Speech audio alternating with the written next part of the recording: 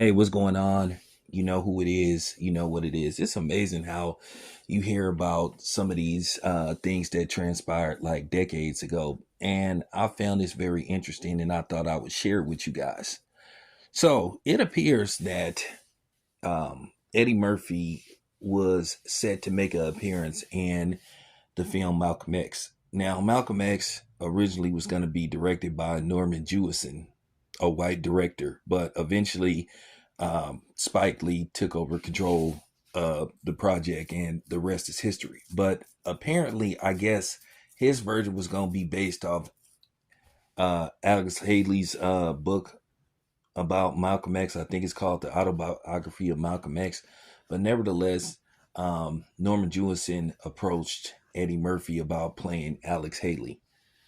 And Eddie Murphy ran into Sidney Poitier somewhere. I don't know where exactly he ran into Sidney Poitier. And he basically told Sidney Poitier that he was being considered for that role, or he was going to, do the role. And basically, Sidney Poitier told him, "Don't do it because he isn't Morgan Freeman or Denzel Washington." And Eddie Murphy said to this day, kind of, he didn't understand what he meant by that. He said that Sidney Poitier told him he was a breath of fresh air and he was different. And basically, Eddie Murphy didn't do the role because basically Spike Lee took over the project. And everybody knows that Spike Lee and Eddie Murphy had lightweight beef, which I thought that it was more Spike Lee being in the wrong versus Eddie Murphy. Because, Spike Lee, I think at times he contradicted himself. Well, I thought he contradicted himself a lot of times. But nevertheless, um, that adaptation of Malcolm X never saw the light of day because Spike Lee's version of Malcolm X was totally different. And Denzel Washington went on to star in the film and he was nominated for an Oscar, which I thought he should have won, but he lost to Al Pacino for Scent of a Woman. Good movie, but I thought Denzel should have won.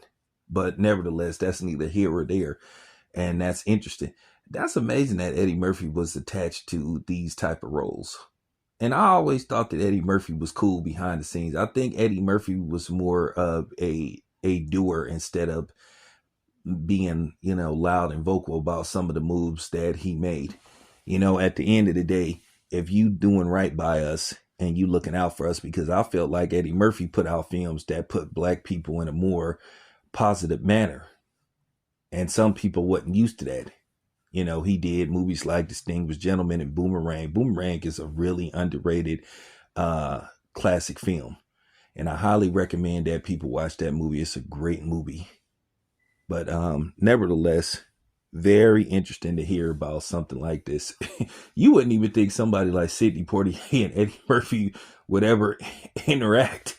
But hey, I mean, it's Hollywood, man. But nevertheless, appreciate you guys tapping into this video. This your boy Town. I'm out.